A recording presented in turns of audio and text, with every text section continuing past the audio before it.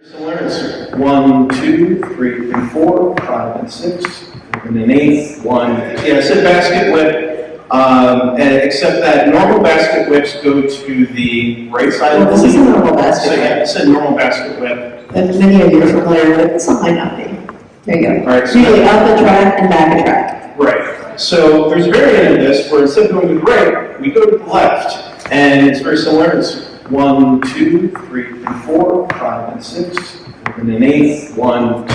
So what separates this from the regular basket whip is what's going to be happening is we're taking the follow off of their 1, 2, and actually starting kind of pulling them in a little, just a little earlier. It's kind of weird. It's like, so go 1, 2, 3, and 4, 5, and so we spin them around and then kind of push them forward slightly and then send them back out. So let's just walk through the motion. Yeah, okay.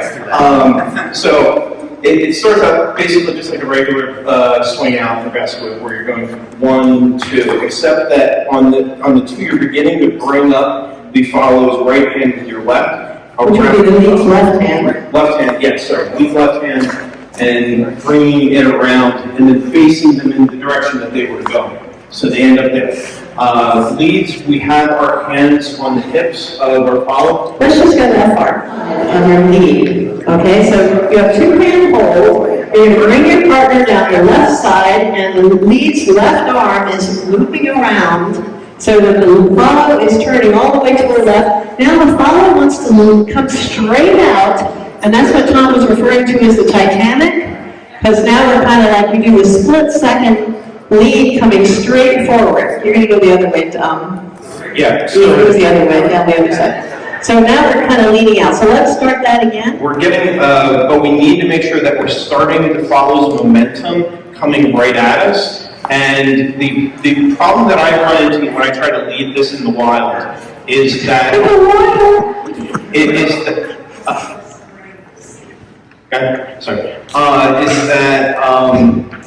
the follows very often, because you start leading the turn, if you don't establish the direction of walking first and you start doing the turn, they think that they're spinning off into the side, and we want to ensure that they know that no, this move is going toward in my direction toward the stage. Down this side. Right, and down this side. Right, it's going down my left side and it's going straight, and that the turning is incidental to the overall train of motion. Okay. Right, so To the overall train of motion. Yes, that was a good phrase, wasn't it? Let's write that down. Go ahead. so 1, 2, triple step. That's where we're going to get to. All right. We're lifting up with our left hand as the lead, and we're bringing it across the face of the follow, just like we're leading an inside turn. Yeah. Okay, so it's just like if we're in closed position and we were leading an inside turn, it's that same motion, except that we're doing it from an open position after establishing the follow's momentum coming towards us. Please step out of the way. And then the left hand is coming across, and we're turning left. We're turning backwards from where we came, and then going straight ahead.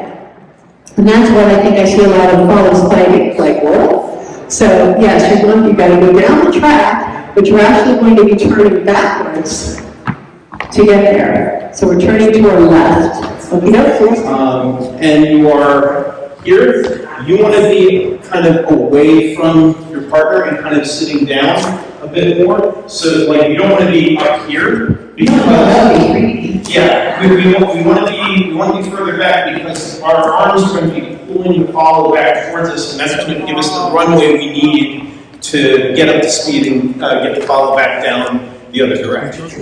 Well, I mean, there's body issues always to be considered, but yeah, like you're trying to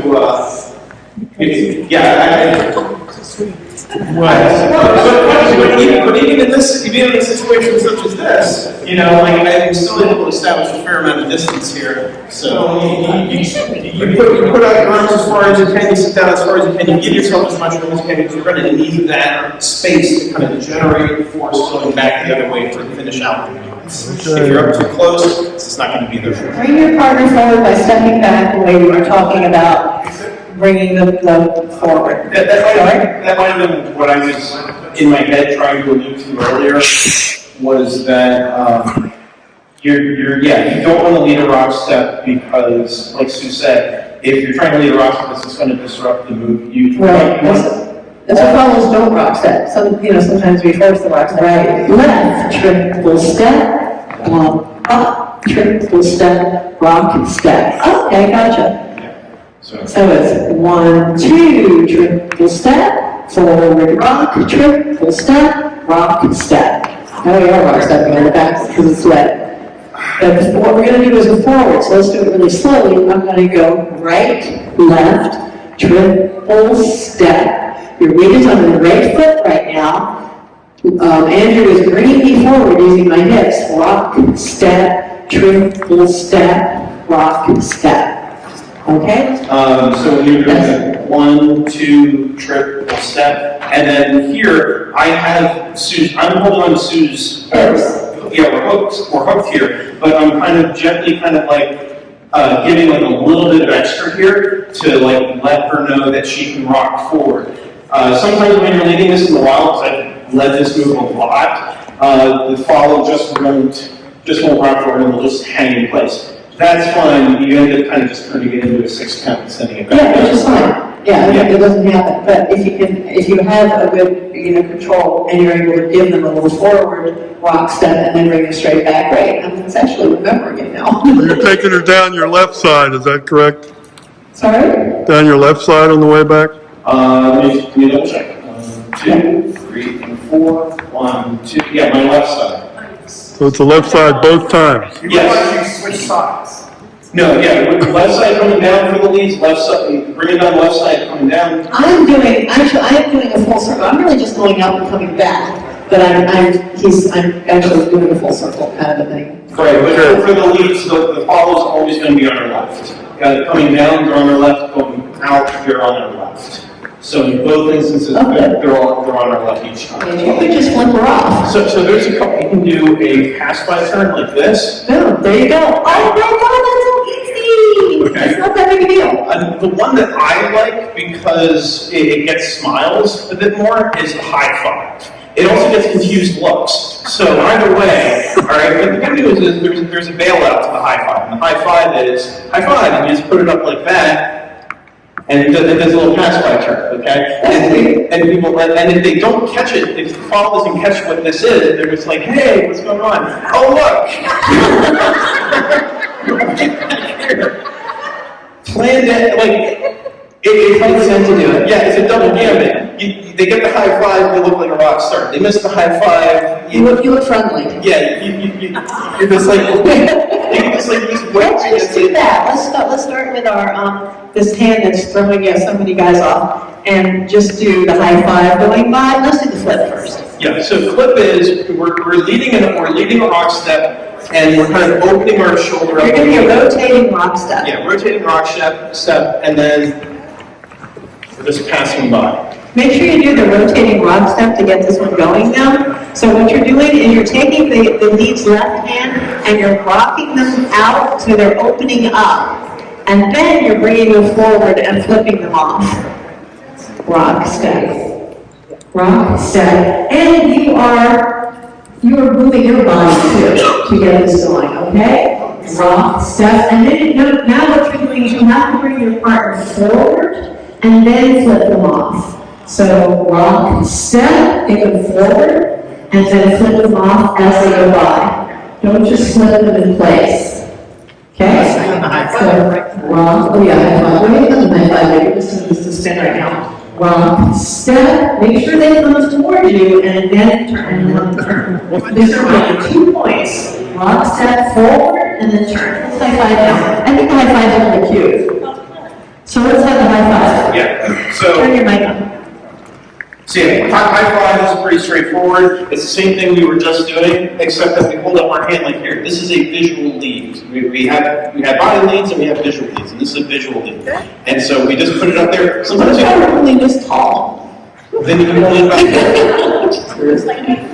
So, but yeah, so it's rock, step, trip, step, trip, step. And So- leads just like a regular turn.